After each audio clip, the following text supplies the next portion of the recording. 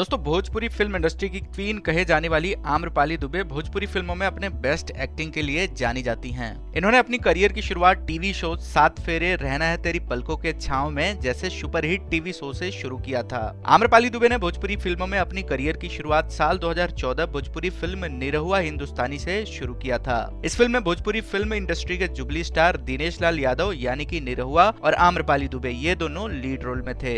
इस फिल्म में दोनों की जोड़ी को काफी पसंद किया गया था। साथ ही इस फिल्म में आम्रपाली दुबे की एक्टिंग को भी बहुत ज्यादा पसंद किया गया था। इस फिल्म के बाद आम्रपाली दुबे को एक से बढ़कर एक सुपरहिट भोजपुरी फिल्मों में काम करने का मौका मिला। आम्रपाली दुबे अब तक लगभग 50 से भी अधिक भोजपुरी फिल्मों में काम कर चुकी हैं। इन सुपरहिट फिल्मों में निरहुआ हिंदुस्तानी, बॉर्डर, निरहुआ हिंदुस्तानी 3, निरहुआ चलल लंदन, शेर सिंह, बेटा, राम लखन, आशिकी, लवविवाह.com जैसे कई सुपरहिट भोजपुरी फिल्में शामिल हैं। साल 2023 में आम्रपाली दुबे को आशिकी और लवविवाह.com भोजपुरी फिल्म के लिए बेस्ट एक्ट्रेस का अवार्ड भी मिल चुका है।